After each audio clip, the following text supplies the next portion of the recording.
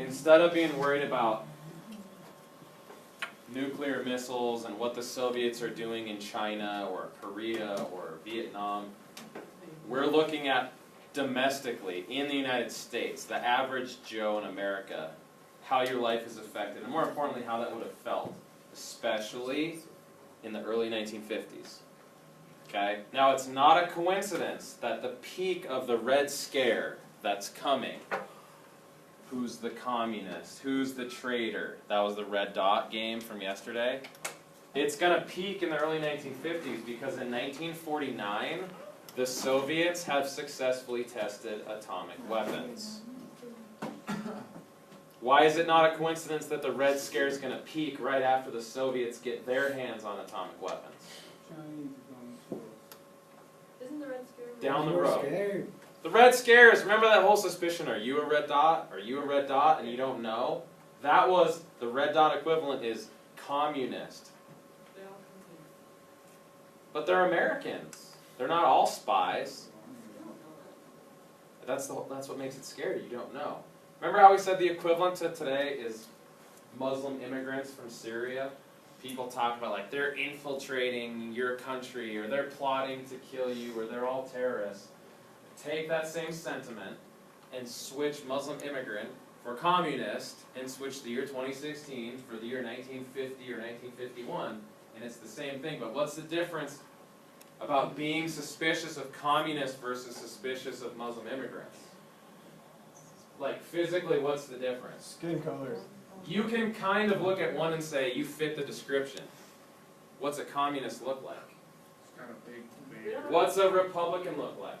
Now, granted, wearing camouflage and toting an AR-15, probably a Republican, but you still can't tell for sure. There's no, like, hair color. Making myself laugh, making analogies about Riley over here. There's no physical characteristic that fits political party necessarily. You can't say like, he's white so he must be a Democrat, or he's black so he must be a communist. That doesn't really work like it does somewhat with Muslim immigrant. So the scarier thing is you can't tell by looking at people. Now, of course there are some spies, and that's what's going to fuel some of the suspicion that there are communists in our government, in our secret programs. But the way that the Soviets got their hands on atomic weapons was mostly from espionage. And from yesterday, see why we need the Venona Project? If the Soviets are carrying out espionage in our own country, what do we need?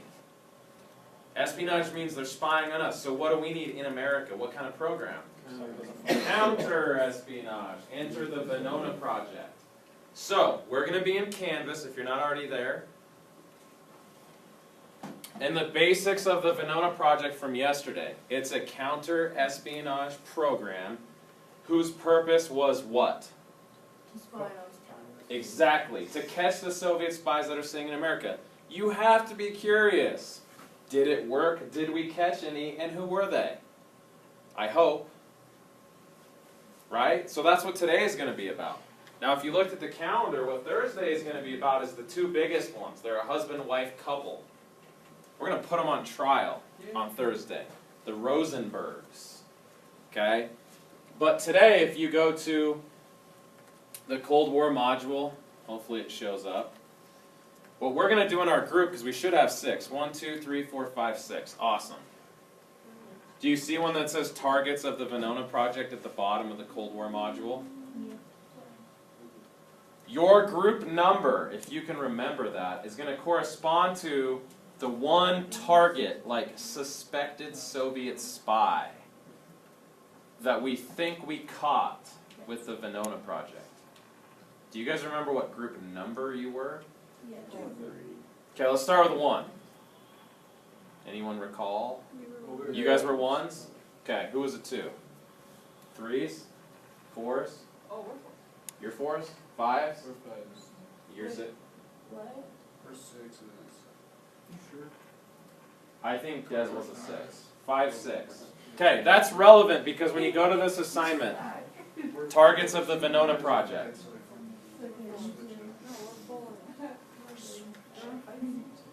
Here's how we're going to do this. I'm going to tell you right now. one of the things we're going to do, tried and true, we're going to read from a Google Doc. There's going to be a mug shot of your target, and it's going to talk about what the FBI said about them in the early 1950s when we thought we caught them. But what we're going to do when we're done with this, I've never done before with any class. We were just playing around with something the other day, and I was like, this would be cool. Let's try it. So after you read about your target and answer a couple of questions as a group, we're going to play with this thing called Twidla, and it's kind of like a interactive whiteboard that everyone can type and write on. I'll explain how we're going to attempt to use that. It could end in a miserable disaster, or it could be awesome. I've never used it, so we'll find out at the end. But for right now, that top link is a Google Doc. All you have to do is scroll until you see the number that corresponds to your group. So if you're group number 1, you get Judith Copeland. If you're not group 1, scroll down until you see your number. Group 2, you get Emil Julius Klaus Fuchs, I think is how you say that. He's German. I'm not going to make that a hard C sound. If you're a 3, keep scrolling until you get to Alger Hiss. That's a cool name. It is a cool name. There's cool names. Dexter White is target 4. 5s, you get Harry Gold, and 6s, you get David Greenglass, another cool name. These are suspected Soviet spies. Now here's what we have to remember. How does the Venona Project work? Yes, it's designed to catch Soviet spies living in America, but what's the Venona Project actually doing? It's taking the messages sent from Moscow and catching them and trying to decipher what it says. Let's make sure we understand this. Mr. Dankelman's exactly right. One person in your group, make a copy of this, share it with your 2 partners. I got it. Other 2 people, close your laptop lid halfway so I know you're not the one doing that. Okay? Listen closely. How does the Venona Project actually work? Like, how are we trying to catch these people? We're taking the messages we get from Moscow and catching them when they come over. Okay. Remember the Zimmerman telegram, how it was encoded? The Germans sent that to Mexico and said, hey, stab America in their Texas and we'll give it back to you. The British decoded that message. Now, the Soviets are not stupid. They know that we're going to try and read their telegrams and their messages. Do you think they're going to encode them? Of course. Does anyone know anything about how the Soviets encoded their messages in the 1950s? They used a cipher. There's really only one kind of cipher that is unbreakable, and the Soviets had an unbreakable cipher. And you're going, what? Who's the Samsung person with the default ringtone who didn't even put their phone on vibrate? It's like, you really don't think I knew that? That was louder than when my phone goes off. Mr. Hall, kill it. Only pinko commies let their phones go off in U.S. history class. Thank you. Now, how are we decoding messages that use an unbreakable cipher, Mr. McCulkey? How is that possible? First, how's their cipher work? You get a key. Like, here's how you decode it, just like I gave you with the Zimmerman telegram. But here's the catch. Every time you get a message, you get a new key. So it's like a one-time use code. That is unbreakable. Because that message sent tomorrow is going to use a different cipher. It's no good. You can't crack a code if you don't have 2 examples to compare.